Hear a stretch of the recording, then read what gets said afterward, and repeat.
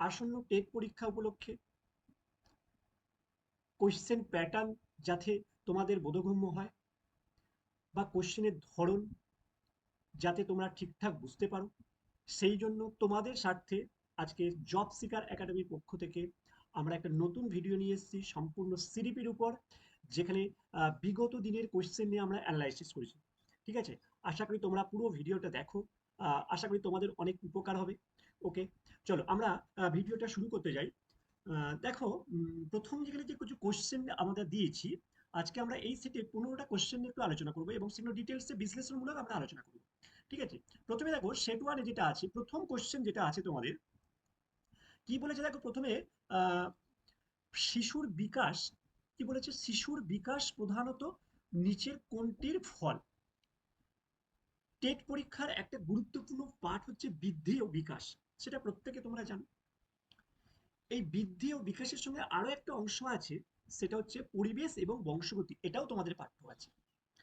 এখানে প্রশ্নটা কি দিয়ে আছে, শিশুর বিকাশ প্রধানত, কথাটা দিচ্ছে কিন্তু প্রধানত, ভালো করে আমাদের কোশ্চেন মানে মানেটা বুঝতে হবে, তারপরে তারপরে কিন্তু আমাদের উত্তরগুলো সিলেকশনে যেতে হবে। নিচের কোনটির ফল? ঠিক আছে, আর আরো একটা তোমাদের সাজেশন দিতে, তোমরা চারটে অপশন খুব ভালো করে পড়বে। সিডিপি এমন একটা বিষয় যেখানে হয়তো তোমাদের দুটো অপশন খুব ক্লোজ থাকে এবং দুটো হয়তো কম্পারেটিভলি একটু দূর থাকে। তো সেই দিক থেকে বিচার করলে তোমরা কিন্তু ভালো করে চারটে কোশ্চেনের অপশন, মানে একটি কোশ্চেনের যে চারটে অপশন থাকবে, সেই চারটে অপশন কিন্তু ভালো করে পড়ার পর তারপর ফাইনাল ডিসিশন তোমরা নেবে। ওকে, তাহলে চলো দেখি কি বলেছে। আর বিকাশ, বিকাশ তো আমরা জানি কাকে বলেছে, বিকাশ বলতে কাকে বলে, যে একটি শিশুর বৃদ্ধির সঙ্গে সঙ্গে তার অন্যান্য বিষয়ের যে সর্বাঙ্গীন যে ডেভেলপমেন্ট বা বিকাশ বা তার উন্নতি, সেটাকে আমরা বিকাশ বলবো। সেটা কিন্তু মানসিক হতে পারে, তার তোমার অন্যান্য অর্গানিক হতে পারে, বা তোমার বুদ্ধিবৃত্তির হতে পারে। সমস্ত দিক থেকে ওভারঅল যে তার উন্নতি, সেটাকে কিন্তু আমরা বিকাশ বলে ধরে থাকি, তাই তো? তাহলে এই বিকাশ, কোন বিকাশের উপর কোন কোন জিনিসগুলো প্রভাব বিস্তার করে, তাই তো? তাহলে কি অপশন, একে কি আছে, শুধুমাত্র বংশগতি, দুইয়ে আছে কি শুধুমাত্র পরিবেশ, বিয়ে, সিয়ে আছে বংশগতি এবং পরিবেশের মিথস্ক্রিয়া। এই মিথস্ক্রিয়া শব্দটি খুব ইম্পর্টেন্ট একটা শব্দ, অর্থ বুঝতে হবে, এবং ডিএ কোনোটি নয়। দেখা যাক কোনটা হবে। আমি এই মিথস্ক্রিয়া শব্দটার অর্থ হচ্ছে পারস্পরিক সম্পর্ক, কি বললাম, পারস্পরিক সম্পর্ক। কেমন? তাহলে আমাদের কি বলেছে, আহ, বংশগতি এবং পরিবেশ, এই দুটো অংশ তো খুব ইম্পর্টেন্ট, আর নিচে কিন্তু সি এ কিন্তু বংশগতি পরিবেশ দুটোই দিয়ে দিয়েছে। তাহলে আমাদের বংশগতি পরিবেশ ব্যাপারটা একটু ভালো করে একটুখানি জাস্ট ছোট করে আমরা একটু বুঝে নিই। অ্যাকচুয়ালি দেখো, বংশগতি বলতে কি আমরা যে কোনো পিতা এবং তার মাতার যে কোনো যদি গুণ, সে মানসিক গুণ হতে পারে, শারীরিক গুণ হতে পারে, যদি বংশ তার সন্তান সন্ততির মধ্যে বর্তায়, তখন সেটাকে আমরা বংশগতির প্রভাব বলতে পারি। আর পরিবেশটা কি, সেই পিতা বা মাতা যে ধরনের পরিবেশে মানুষ হয়েছে, সেই পরিবেশ যদি তার সেই সন্তান সন্ততির ক্ষেত্রেও প্রযোজ্য হয়, সেক্ষেত্রে আমরা পরিবেশ তাকে বলতে পারি। তার মানেটা কি, তাহলে একটা শিশুর বিকাশ হতে গেলে কিন্তু বংশগতিও যেমন প্রভাব বিস্তার করে, পরিবেশও কিন্তু সমানভাবে প্রভাব বিস্তার করে। তাই এই দুটোর মধ্যে কোনোটাই স্পেশালি একটা একটা করে হবে না। দুটো ক্ষেত্রেই বংশগতি এবং পরিবেশ দুটোরই পারস্পরিক একটা সম্পর্কের মধ্য দিয়ে একটি শিশুর কিন্তু যথাযথ বিকাশ সম্ভব হয়। তাই C is the correct answer. আমি বোঝাতে পারলাম ব্যাপারটা? তাহলে C is the correct answer, বংশগতি ও পরিবেশের মিথস্ক্রিয়া। ওকে, নেক্সট, তারপরে কোশ্চেন কি আছে দেখো, জা পিয়াজে মতে কংক্রিট অপারেশন স্টেজের বয়স সীমা কত? এবার দেখো, এখানে একটা গুরুত্বপূর্ণ জিনিস একটু আমাদের বলে দিই। পিয়াজেট কে বলতো? পিয়াজেট কে? পিয়াজেট হচ্ছে আমাদের যে জ্ঞানমূলক বিকাশ তত্ত্ব যে আছে, পিয়াজেটের আছে আমাদের স্টেটে বেশ কিছু ব্যক্তিত্বের কথা আমাদের পড়তে হবে। প্রথম কার কথা পড়বো? পিয়াজেট, তাই তো? তারপরে আমরা কার কথা পড়বো? কোহলবা, তাই তো? তারপর কার কথা পড়বো আমরা? আম, ভাইগটস্কি। আমরা পড়বো আহ, তোমার ম্যাসলো, এবং আরো দুজন তিনজনের নাম আমরা ব্যক্তিত্ব পড়বো। তার মধ্যে গুরুত্বপূর্ণ হচ্ছে পিয়াজেট। পিয়াজেট কেন গুরুত্বপূর্ণ? তিনি, তার কারণ হচ্ছে তার যে তত্ত্বটা ছিল, তার তত্ত্বটার নাম ছিল জ্ঞানমূলক বিকাশ তত্ত্ব। কি বললাম? জ্ঞানমূলক বিকাশ তত্ত্ব, তাই তো? তিনি তার জ্ঞানমূলক বিকাশ তত্ত্বের বেশ কিছু স্টেজ বা ভাগ ছিল। কি কি ভাগ ছিল? চারটে ভাগ ছিল। কটা ভাগ ছিল? চারটে স্তর ছিল। প্রথম স্তরটার নাম ছিল সেন্সরি মোটর স্টেজ, দ্বিতীয় স্তরটার নাম ছিল প্রি অপারেশনাল স্টেজ, ভালো করে শুনে নাও, এবং তৃতীয় স্তরের নাম ছিল কংক্রিট অপারেশনাল স্টেজ, এবং চতুর্থ স্তরের নাম ছিল ফর্মাল অপারেশন, অর্থাৎ এরকম চারটে জ্ঞানমূলক স্তরের নাম ছিল এবং প্রতিটি স্তরে আলাদা আলাদা এজ ছিল। কোন স্তরে একটি শিশু কি ধরনের জ্ঞান অর্জন করতে পারে তার উপর ভাগ করে, অর্থাৎ বয়সের উপর ভাগ করে কিন্তু এই স্টেজ চারটে করা হয়েছিল। কেমন? তাহলে আমাদের কি স্টেজটা দিয়েছে বললাম? কংক্রিট অপারেশনাল স্টেজ, তাই তো? কংক্রিট অপারেশনাল স্টেজটা নামটা কি? মূর্ত সক্রিয়তার স্তর। কি বললাম? মূর্ত সক্রিয়তার স্তর। আচ্ছা, এই স্তরটার বয়স সীমা কত?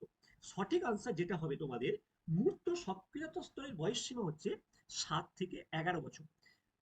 এটা হচ্ছে, দেখো এখানে কোনো রকম বিতর্ক কোনো ব্যাপারটা নয়। জিরো থেকে কেন এটা হবে না?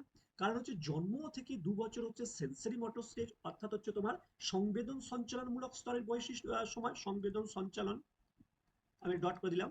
আচ্ছা, 2 থেকে 7 বছর স্তরের নামটা কি জানো? প্রাক সক্রিয়তা স্তর। এইটা হচ্ছে কংক্রিট সপ্রেশন স্টেজ। আর 11 থেকে 15 বছর যেটা হচ্ছে, সেটা হচ্ছে যৌতিক সক্রিয়তা স্তর। বোঝা গেল? তাহলে কেন এটা হলো? আগে তাহলে এই যে অপশনগুলো বললাম, এই অপশনগুলোর সঙ্গে এটার মিলে হচ্ছে এইটা। তাহলে C is the right answer. তাহলে যা পিয়াজেটের ওয়াইসটা ব্যাপারটা বোঝা গেল। ওকে, নেক্সট দেখো। এবার হচ্ছে ভাইগটস্কির সমাজ সংস্কৃতির তত্ত্বের শিখনের ক্ষেত্রে সবচেয়ে গুরুত্বপূর্ণ ভূমিকা কে পালন করে? দেখো, আমি একটু আগে কি বললাম বলতো? এই এই কোশ্চেনটাই দেখো, আমি একটু আগে কি বলেছি, এই কোশ্চেনটাতেই আমরা একটু আগে কি বললাম যে আমরা টেটের ক্ষেত্রে সিডিপিতে কিন্তু বেশ কয়েকজন ব্যক্তিত্ব আমাদের কিন্তু শিশু মনস্তত্ত্বের ক্ষেত্রে গুরুত্বপূর্ণ ভূমিকা নিয়েছে, তাই তো? তারা কারা? তাদের মধ্যে এই নামগুলো বলেছি আমি, দেখো পিয়াজের যে গোলবাগ আছে, ভাইগোটস্কি আছে, ম্যাসলো আছে, এরা আছে, আরো কয়েকজন ব্যক্তিত্ব আছে। তাহলে আমরা পিয়াজেরটা পড়ে গেলাম, এবার ভাইগটস্কি। আচ্ছা, ভাইগটস্কির যে তত্ত্ব, এরকম ইনিও একজন একটা বিষয়ের উপর তিনি করেছিলেন। সেই তত্ত্বটার নাম কি? এটা অবশ্যই তোমরা পড়েছো। সামাজিক নির্মিতিবাদ তত্ত্ব। কি বললাম? সামাজিক সামাজিক নির্মিতিবাদ। প্রতিটা তত্ত্বের বা প্রতিটা পিয়াজের বলো, ভাইগোটস্কি বলো, কোহলবাগ বলো, প্রত্যেকটা তত্ত্বের সঙ্গে একটা লিঙ্ক আছে প্রত্যেকের সঙ্গে, ঠিক আছে? তার এই যে তত্ত্বটা সামাজিক, অর্থাৎ তিনি সমাজের উপর ডিপেন্ড করে তিনি তার তত্ত্বটা নিয়েছেন। তার মতে একটি শিশুর ব্যক্তিত্বের বিকাশের ক্ষেত্রে বা ওভারঅল বিকাশের ক্ষেত্রে সমাজ কিন্তু গুরুত্বপূর্ণ ভূমিকা পালন করবে তার মতে। এবং সমাজের সঙ্গে সঙ্গে সংস্কৃতি, অর্থাৎ যেটা কালচার বিষয়টা, সেটাও কিন্তু চলে আসবে, ঠিক আছে? তাহলে শিখন ক্ষেত্রে, শিখন মানে আমরা জানি কি? শিখন বলতে কি বোঝায়? আচরণ পরিবর্তনের প্রক্রিয়া, তাই তো? আচরণ পরিবর্তনের প্রক্রিয়া, এটা হচ্ছে শিখন। তাহলে শেখার ক্ষেত্রে আমি একটা নির্দিষ্ট বয়সে বয়সে যে আমার যে আচরণের পরিবর্তন করে, শেখার ক্ষেত্রে কোনটা গুরুত্বপূর্ণ ভূমিকা পালন করে? বংশগতি, সংস্কৃতি ও সামাজিক আন্তঃক্রিয়া, না সহজাত প্রবৃত্তি, না পুরস্কার ও শাস্তি? কোন জিনিসটা গুরুত্বপূর্ণ ভূমিকা পালন করে? দেখো, এবার আমি কয়েকটা কথা বলি। দেখো, প্রথমেই বলে দিলাম ভাইগটস্কির তত্ত্বে মূল বিষয় হচ্ছে সমাজ, 2 সংস্কৃতি, 3 ভাষা। এখানে কিন্তু বংশগতি বা পুরস্কার ও শাস্তি, যেটা হচ্ছে পুরস্কার ও শাস্তিটা কোহলবাগের ক্ষেত্রে স্তরে আসে, বংশগতিটা পিয়াজের স্তরের ক্ষেত্রে হয়তো গুরুত্বপূর্ণ ভূমিকা পালন করে বা বিকাশের ক্ষেত্রে গুরুত্বপূর্ণ ভূমিকা পালন করে। কিন্তু বাকি হলো কি? সংস্কৃতি এবং সামাজিক আন্তঃক্রিয়া, আর একটা হচ্ছে সহজাত প্রবৃত্তি। সহজাত প্রবৃত্তিটাও কিন্তু আহ, এই স্তরে নৈতিক বিকাশের ক্ষেত্রে হয়তো কাজ করে, কিন্তু এই স্তরে কিন্তু এই তিনটে জিনিস কাজ করে না। তাই যেটা প্রথম বললাম যে সমাজ নির্মিতার তত্ত্বটার নামই হচ্ছে সমাজ নির্মিত, সেখান থেকে সমাজ বা সংস্কৃতি চলে আসবে। তার তত্ত্বের মূল তিনটে কথা: একটা সমাজ, 2 সংস্কৃতি এবং ভাষা। তো তিনটের সঙ্গে দেখো এর সঙ্গে মিল আছে একমাত্র বিটা, সমাজ এবং সাংস্কৃতিক পারস্পরিক আন্তঃক্রিয়া, মানে একটা সম্পর্ক, ঠিক আছে? তাহলে রাইট আনসার বি। তাহলে ব্যাপারটা বোঝা গেল? আশা করি তোমরা ব্যাপারটা ভালো করে বুঝতে পেরেছো। 3 নম্বর গেল। 4 নম্বর তত্ত্বটা নাম, এই দেখো আমি পর পর দেখো পিয়াজের চলে এসছে, ভাইগটস্কি গেল, আবার দেখো লরেন্স কোহলবার্গ চলে এসছে। তাহলে কোহলবার্গের তত্ত্বের নাম কি ছিল? নৈতিক বিকাশ তত্ত্ব, যেটা আমি প্রথমেই বলে দিলাম, প্রত্যেকটা তত্ত্বের নাম আলাদা আলাদা করে বলেছিলাম। নৈতিক বিকাশ তত্ত্ব। তাহলে নৈতিক বিকাশ তত্ত্বের কটা ভাগ ছিল? আমরা পিয়াজের কটা ভাগ পেলাম একটু আগে? 4টে ভাগ পেয়েছি। আর কোহলবার্গের কটা ভাগ আছে?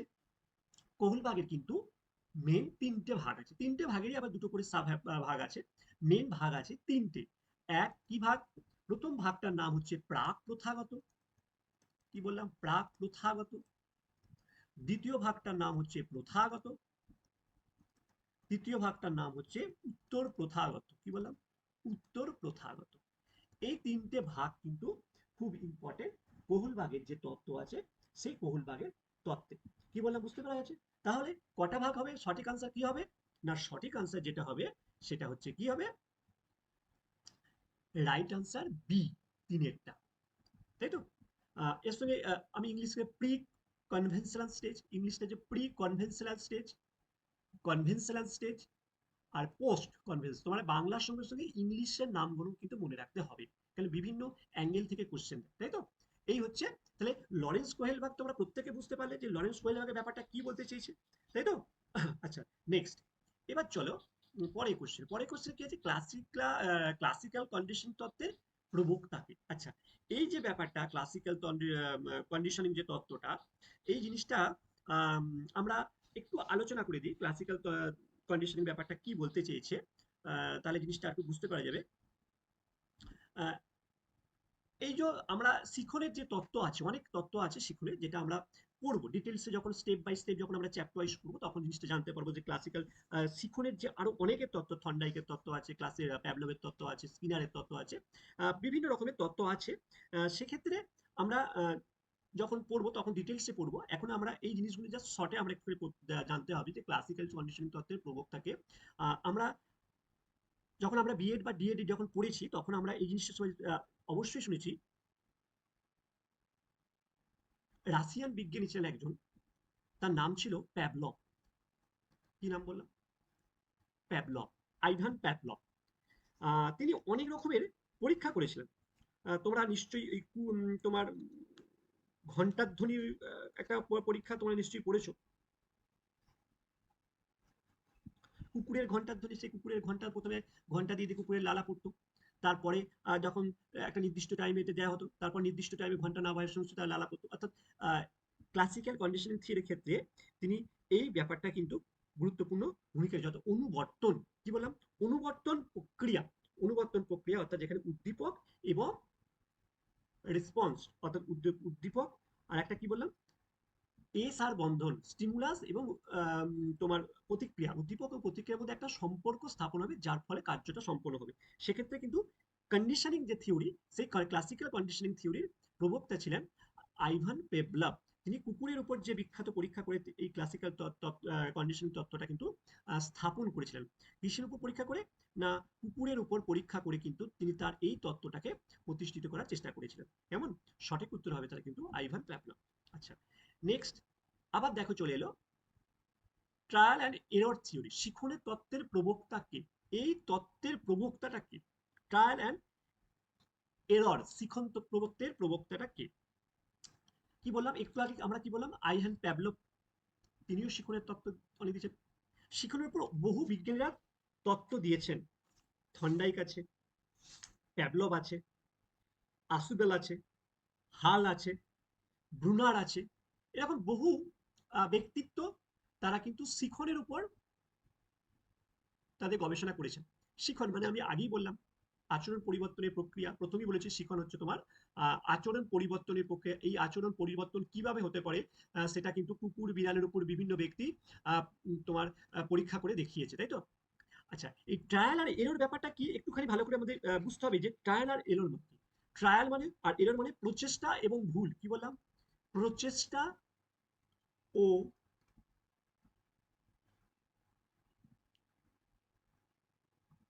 ভুল তত্ত্ব।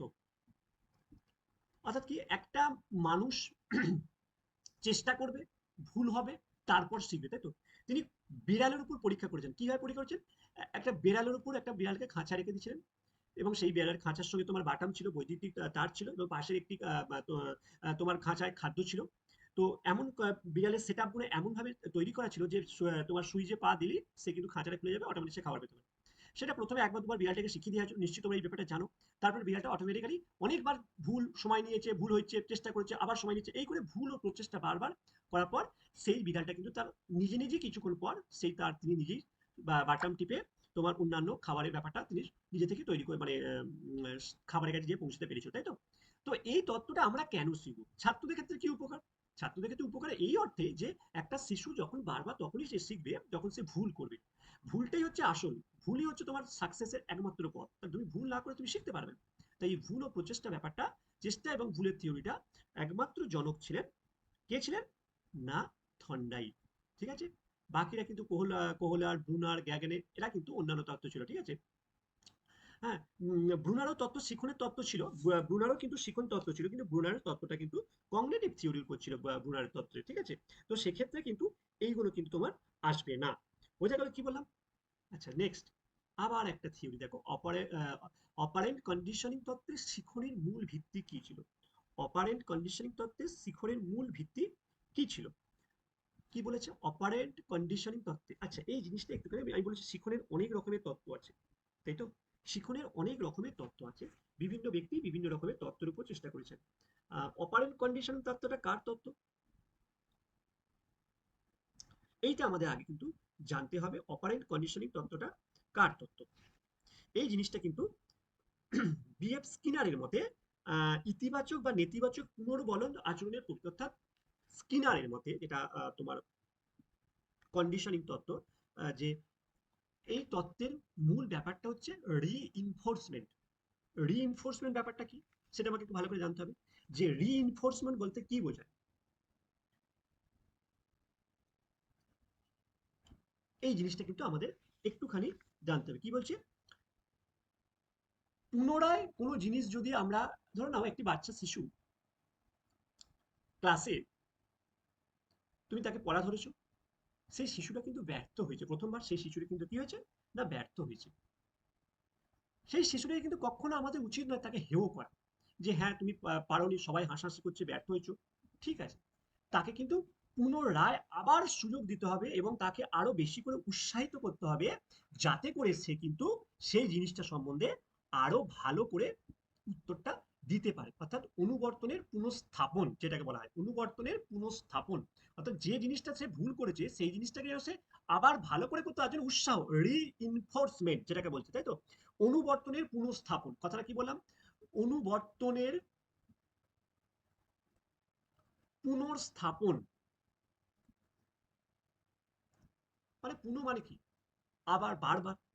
অর্থাৎ আহ, এই জিনিসটা কিন্তু বিএফ স্কিনারের মতে পুনর্বর্তন অপারেন্ট কন্ডিশনিং তত্ত্বে তিনি এই জিনিসটাই বলতে চেয়েছেন, যে রিইনফোর্স করো, পুনরায় বারবার তাকে চেষ্টা করো। অর্থাৎ অনুবর্তনকে সজীব রাখতে হলে যখন তার কোনো শক্তি কমে আসে তখন তাকে সেই পরিস্থিতিতে আবার ফিরিয়ে নেওয়ার জন্য তাকে কিন্তু আবার তার চেষ্টার প্রতি সংযোগ স্থাপন পুনরায় করতে হবে।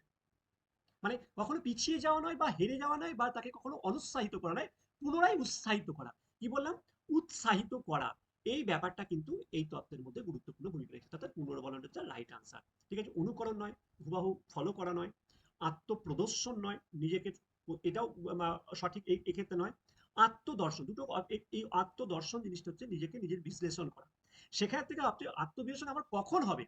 যখন আমি সেই জায়গায় পৌঁছতে পারবো তখন তো আমার আত্মবিশ্লেষণের ব্যাপারটা আসবে। কিন্তু তার আগে আমি তো সেই আমার প্রতিষ্ঠিত জায়গায় পৌঁছতে পারিনি, তারপর তখন আমি কি করে আত্মবিশ্লেষণ করতে যাব বা পারবো? তাই না? ব্যাপারটা তো এইটা। নেক্সট, বুদ্ধির টু ফ্যাক্টর থিওরি কার? এটা খুব ভালো একটা প্রশ্ন, যে বুদ্ধির টু ফ্যাক্টর থিওরি কার? দেখো, আমাদের সিডিপিতে বুদ্ধি চ্যাপ্টারটা খুব ইম্পর্টেন্ট চ্যাপ্টার। সিডিপির বুদ্ধি চ্যাপ্টার খুব ইম্পর্টেন্ট চ্যাপ্টার। এখানে কিন্তু বুদ্ধির উপর অনেক রকমের তত্ত্ব আছে। কেউ গিলফোর্ড, ক্যাটেল, থার্স্টোন, স্পিয়ারম্যান, গার্ডেনার প্রমুখ ব্যক্তিত্ব তার বুদ্ধির উপর বিভিন্ন রকম পরীক্ষা নিরীক্ষা করেছেন এবং তারা তাদের তত্ত্বটাকে স্থির করার চেষ্টা করেছেন। যে বিভিন্ন ব্যক্তি সে বিভিন্ন রকম তত্ত্বকে করেছেন, সেরকম আমরা যখন ডিটেলসে যখন আমরা যাব তখন কিন্তু আমরা এই ব্যাপারটা কিন্তু আরো ডিটেলসে পড়বো, যে কে কি তত্ত্ব।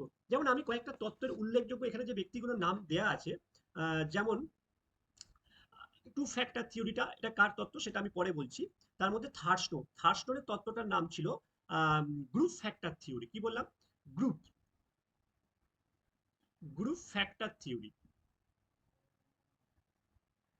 গিলফোর্ডের কি তত্ত্বটার নাম আছে? Tri dimensional theory.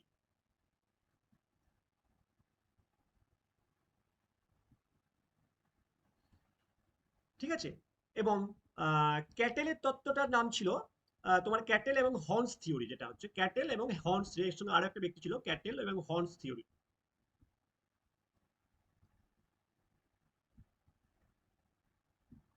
আর স্পিয়ারম্যানের তত্ত্বটার নাম ছিল টু ফ্যাক্টর থিওরি। কি সেই টু ফ্যাক্টর? দুটো ফ্যাক্টর ছিল, টু মানে দুই, অর্থাৎ স্পিয়ারম্যান ছিল সঠিক আনসার। টু ফ্যাক্টরটা কি ছিল? একটা হচ্ছে জি, একটা জি, আর একটা হচ্ছে এস। এই দুটোকে নিয়ে ছিল দুটো থিওরি। জি ফর কি? জেনারেল, আর এস ফর স্পেশাল। এই দুটো বুদ্ধির নীত উপর তত্ত্ব। অর্থাৎ এই জি মানে জেনারেল ভিত্তিক সমস্ত শ্রেণীর মানুষের মধ্যে থাকবে, আর স্পেশাল ভিত্তিক ব্যক্তি বিশেষের উপর ডিপেন্ড করে এই স্পেশাল বুদ্ধি থাকবে। বোঝা গেল? তাহলে সঠিক আনসার হচ্ছে স্পিয়ারম্যান। বোঝা গেল কেন বাকিগুলো হলো না? বুঝতে পেরেছো? চলো নেক্সট আমাদের কি আছে। হার্ডওয়ার্ড গার্ডনার তার বহুমুখী তত্ত্বে প্রাথমিকভাবে কয়টি বুদ্ধির কথা বলেছিলেন?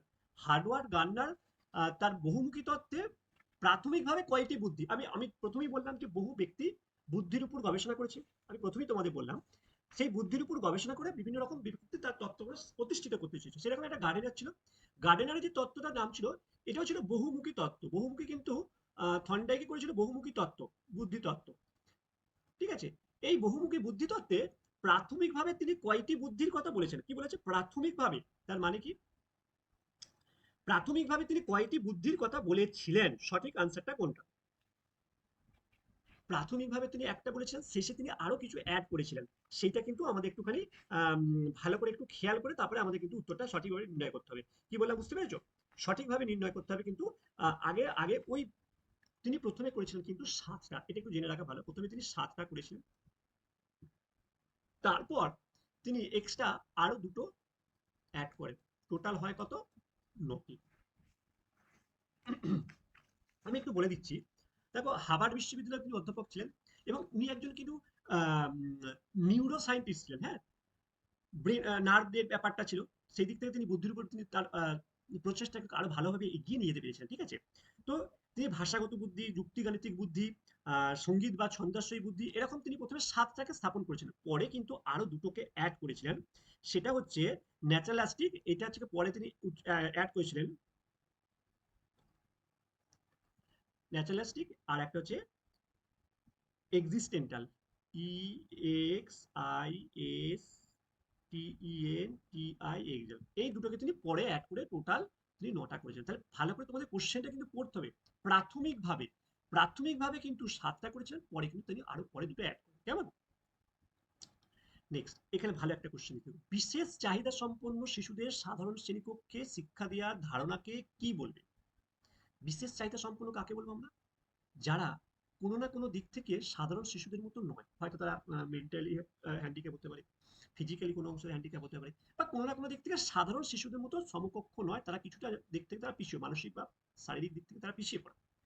তো এই সমস্ত শিশুদের জন্য আম, শিশুদের সাধারণ শ্রেণীকক্ষে যে যদি একসঙ্গে সব ভালো সাধারণ যারা বিশেষ চাহিদা সম্পন্ন নয়, তারা প্লাস এই ধরনের শিশু, এই দুই ধরনের শিশুকে যদি একসঙ্গে মিশিয়ে যখন যেগুলো শিক্ষা দেওয়া হচ্ছে, সেই শিক্ষা ব্যবস্থা বা সেই শিক্ষাটাকে আমরা কি বলবো?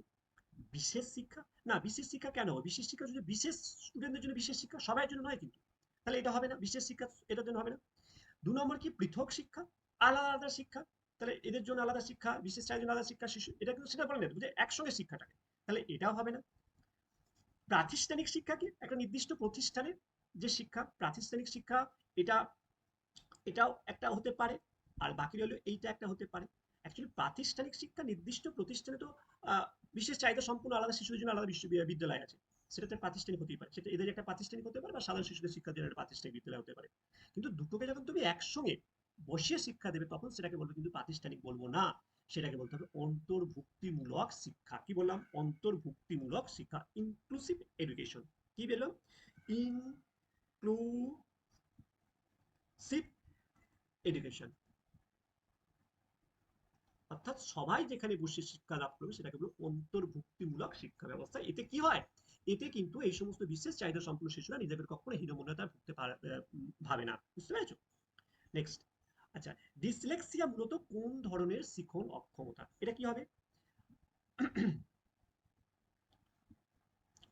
দেখো, ডিসলেক্সিয়া এটা হচ্ছে এক প্রকার সমস্যা, দেখা যায় শিশুদের ক্ষেত্রে, সেটা সাধারণত তোমার যারা রিডিং ঠিকঠাক করে পড়তে পারে না, বর্ণ ঠিকঠাক চিনতে পারে না, শব্দকে অনুসরণ করতে পারে না, এই ধরনের সমস্যাটাকে বলা হয় ডিসলেক্সিয়া। তাহলে এটা সঠিক উত্তর কি হতে পারে? পড়তে পারে না মানে কি? পড়া হচ্ছে পঠনগত দিক যে একটা ব্যাপার, সেটা পড়তে পারে না। সঠিক উত্তর হবে পঠনগত। বাকিগুলো কেন হবে না? দেখো, বাকি আছে ডিসলেক্সিয়া, ডাইক্যালকুলিয়া, ডিসগ্রাফিয়া, অর্থাৎ গণিত সংক্রান্ত সমস্যা, যেটা হচ্ছে যেটা ডাইক্যালকুলিয়া বলা হয়।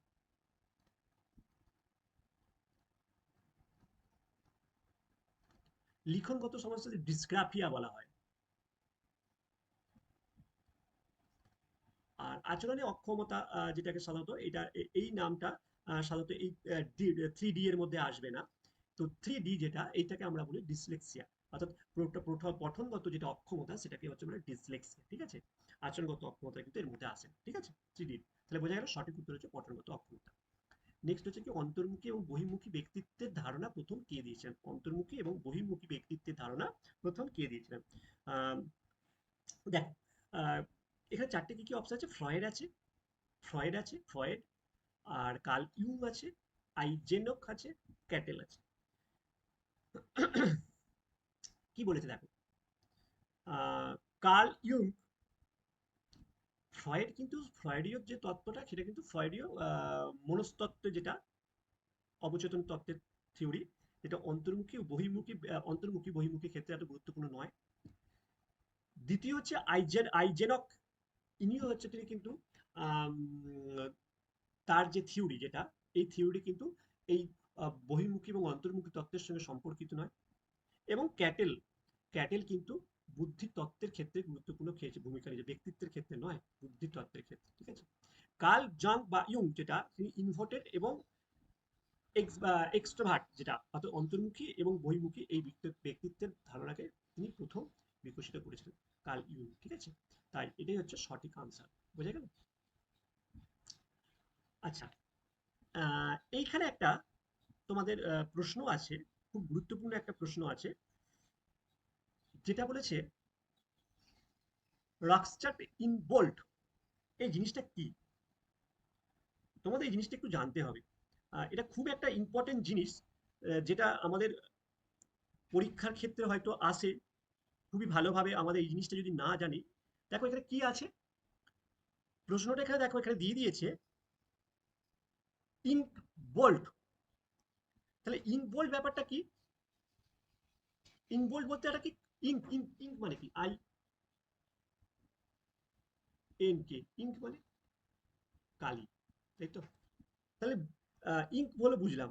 তাহলে কালি, বোল্ট, বোল্ট মানে কি? ওই বোল্ট বলতে কি, ওই কালি দিয়ে, কালি তোমার ডট করা, বা কালির দাগ দিয়া, কালির ডট বা কালির ডট দাগ দেওয়া, এই টাইপের কিছু একটা জিনিসকে মেনলি তোমার মেনশন করার চেষ্টা করছে, তাই তো? হ্যাঁ।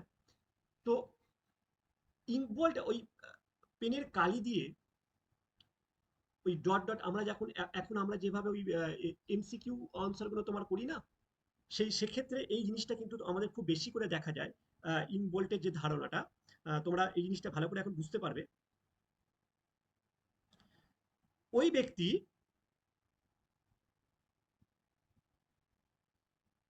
তোমার এই ইঙ্ক কালির সাহায্যে এই ছোট ছোট ডট করে করে, ডট দিয়ে দিয়ে দিয়ে দিয়ে তিনি কিন্তু পরীক্ষার যে টেস্ট, সেই টেস্টের একটা ধরন দেখিয়েছিলেন। সেই ধরনটা কিসের ক্ষেত্রে প্রযোজ্য, আমাদের কিন্তু এই জিনিসটা অপশনটা দেওয়া হয়েছে।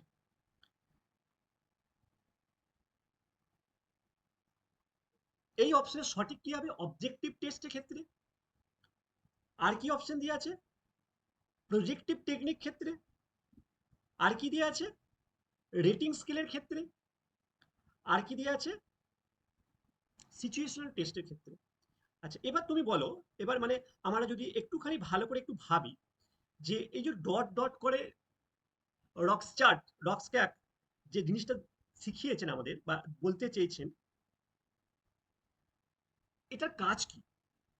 এটা হচ্ছে এমন এক ধরনের টেস্ট, যার দ্বারা কোনো ছাত্র বা কোনো ছাত্রীর বলো না কেন, ব্যক্তিত্বকে প্রকাশ করা হয়। ব্যক্তিত্বের টেস্ট, কি বললাম, ব্যক্তিত্বের টেস্ট। সেই ব্যক্তির মধ্যে অবচেতন মানসিকতা কতটা ফুটে উঠছে বা চেতন মানসিকতা কতটা ফুটে ওঠে, সেইটা কিন্তু এই ইঙ্ক বোল্ড টেস্টের মাধ্যমে দেখা যায়। তাহলে অবজেক্টিভ টেস্ট কোনগুলোকে বোঝায়? হয় হয় হ্যাঁ বা না, সেখানে কিন্তু তোমার ব্যক্তিত্বকে ভালো করে তুমি প্রকাশিত করতে পারবে না। রেটিং স্কেল কোনগুলোকে বোঝায়? তোমার পরিমাপক একটা স্ট্যাটিস্টিক্যাল বোঝায়, সেখানেও তোমার কিন্তু সেই ধরনের তুমি ব্যক্তিত্বকে ওইভাবে এখানে দেখানো সম্ভব নয়। সিচুয়েশনাল টেস্ট মানে একটা পরিবেশ পরিস্থিতি অনুযায়ী উপস্থিত বুদ্ধির ক্ষেত্রে এই ক্ষেত্রে কাজ লাগে। কিন্তু এখানে যে ব্যক্তিত্ব কখনো উপস্থিত বুদ্ধির ক্ষেত্রে হয়তো প্রযোজ্য, কিন্তু এখানে যেটা হবে সেটা কিন্তু হচ্ছে প্রেডিক্টিভ টেকনিক, যে টেকনিকের মাধ্যমে তোমার কিন্তু এই ব্যক্তিত্বটা কিন্তু পরিষ্কারভাবে বোঝা যায়। বোঝা যায় কি বললাম, বুঝতে পেরেছো? এই হচ্ছে সঠিক উত্তর। ম্যাসলোর চাহিদার সোপান তত্ত্বের সর্বোচ্চ চাহিদা কোনটি? শারীরবৃত্তীয় চাহিদা, আত্মপ্রতিষ্ঠার চাহিদা, সামাজিক চাহিদা। কি বললাম? ম্যাসলো, আমরা প্রেষণা কথাটা একটু আমাদের সিলেবাসে আছে, অবশ্যই প্রেষণা বা চাহিদা বা আকাঙ্ক্ষা যাই বলো না কেন, এটার সঙ্গে কিন্তু এই তত্ত্বের সঙ্গে আমি বললাম না, ম্যাসলো আমাদের সিলেবাসে আছে, আমাদের পড়তে হবে। অ্যাকচুয়ালি চাহিদার তত্ত্বটা মেনলি এসছে প্রেষণা থেকে। মানে আমার যে যদি চাহিদা না থাকে তখন কিন্তু, বা আমার যদি আকাঙ্ক্ষা না থাকে, বা আমার যদি ইচ্ছা না থাকে, বা আমার যদি তাড়না না থাকে, কি হচ্ছে সবটাই কিন্তু তাড়না বা ইচ্ছা শক্তি, এইগুলো যদি না থাকে তাহলে কখনোই আমি কিন্তু শিখতে পারবো না, তাই তো? তাহলে ম্যাসলোর চাহিদা একটা হায়ারার্কি আছে, যেভাবে একটা তোমাদের যখন ক্লাস হবে এইরকম একটা পিরামিড, একটা হায়ারার্কি আছে, প্রত্যেকের তত্ত্ব আছে একটা আলাদা করে। সেই মানে সোপানে কোন স্তরে কার তত্ত্ব আছে, সেই সবচেয়ে উপরের স্তরে ম্যাসলোর চাহিদা সবচেয়ে উপরের স্তরে কি ছিল? সঠিক উত্তর শারীরবৃত্তীয় চাহিদা, নিরাপত্তার চাহিদা, আত্মপ্রতিষ্ঠার চাহিদা, সামাজিক চাহিদা। সবচেয়ে সবচেয়ে প্রথম ছিল কিন্তু সেলফ অ্যাকুইলাইজেশন, অর্থাৎ আত্মপ্রতিষ্ঠার চাহিদা। প্রথম স্তরে কিন্তু, সর্বশ্রেষ্ঠ স্তরে কিন্তু এটা ছিল। তারপর ছিল শারীরবৃত্তীয় চাহিদা, তারপরে নিরাপত্তার চাহিদা, তারপরে সামাজিক চাহিদা। ঠিক আছে? সবচেয়ে প্রথম স্তরে কিন্তু আত্মপ্রতিষ্ঠার চাহিদা ছিল। নেক্সট লাস্ট কোশ্চেন কি, পিঁয়াজের মধ্যে কনজারভেশন শরণার্থীর কোন স্তরে? আচ্ছা, পিঁয়াজিতে আমরা চারটে স্তর বলেছিলাম, তাই তো? প্রথম দিকে কোশ্চেনে আমি আলোচনা করছিলাম, দেখো প্রথমে যে পিআইডিতে কোশ্চেন ছিল আমি সেখানে কিন্তু তোমাদের আলোচনা করেছিলাম চারটে স্তরের কথা, তাই তো? সংবেদন সঞ্চয়মূলক স্তর, প্রাক সক্রিয়তা স্তর, সক্রিয়তা স্তর, যৌক্তিক সক্রিয় স্তর। এবার এখানে বয়সটা দিয়েছে, আবার কোশ্চেনটা অন্যভাবে কিভাবে এসেছে, যে প্রতিটা স্তরের এক একটা অনেক বৈশিষ্ট্য আছে, সেই বৈশিষ্ট্য থেকে একটা কোশ্চেন দেওয়া হয়েছে। কি বৈশিষ্ট্য থেকে কোশ্চেন দেওয়া হয়েছে, যে এই মানে কনজারভেশন এই ধারণাটার বিকাশ কোন স্তরে ঘটে? সেন্সরি মোটর স্টেজ আছে, প্রি অপারেশনাল স্টেজ আছে। সেন্সরি মোটর স্টেজে কখনো কনজারভেশন ধারণা আসে না, সংরক্ষণের ধারণা কিন্তু আসে না। তখন তারা 0 থেকে 2 বছর বয়সে কিভাবে আসবে বলো? সেখানে তো তোমার আত্মকেন্দ্রিক মানসিকতা, হ্যাঁ, বস্তুর সম্বন্ধে স্থায়িত্ব ধারণা, এই ধারণাগুলো তোমার আসে। আর প্রি অপারেশনাল অপ্রথাগত স্তরের প্রি অপারেশনাল স্টেজ, এই স্টেজও কিন্তু তোমার কিন্তু এই মেনলি সাধারণত আসে না। এটা তোমার সর্বপ্রাণীবাদের অস্তিত্ব, বা তোমার তোমার অ্যানিমিজম যেটা বললাম, এবং বস্তুর গঠন, এই সব ধারণাগুলো আসে কংক্রিট অপারেশনাল স্টেজে। রাইট আনসার, এই স্তরটাতে তোমার কনজারভেশন ধারণা আসবে, আসবে তোমার লজিক্যাল থিঙ্কিং এর ধারণা আসবে, আসবে তোমার রিভার্সিবিলিটির ধারণা আসবে। এই সব ধারণাগুলো কিন্তু এই স্তরে কিন্তু আসবে। আর ফরম্যাল বা অপারেশনাল স্টেজ, যেটা দ্রুতি সক্রিয়, এই স্তরটা কিন্তু একদম পুরোপুরি ম্যাচিউর স্তর। এই স্তরে কিন্তু নিজস্ব ভাবনা চিন্তা এখানে প্রকাশ পাবে। কিন্তু এখানে যেহেতু কনজারভেশন স্তরটা কিন্তু বলে দিয়েছে, এটা কিন্তু তোমার সঠিক উত্তর হচ্ছে কংক্রিট অপারেশনাল স্টেজ। সঠিক উত্তর কমপ্লিট অপারেশনাল স্টেজ। তাহলে এই হলো মোটামুটি আজকে আমাদের 15টা কোশ্চেন অ্যানালাইসিস। আমরা নেক্সট ক্লাসে আরো এই একইভাবে আমরা এগিয়ে যাবো। অবশ্যই তোমরা গোটা ভিডিওটা ভালো করে দেখবে এবং তোমাদের অবশ্যই সেটা উপকার লাগবে। তো থ্যাংক ইউ আজকে, ধন্যবাদ। পরের ক্লাসে আবার দেখা। ওকে, চল।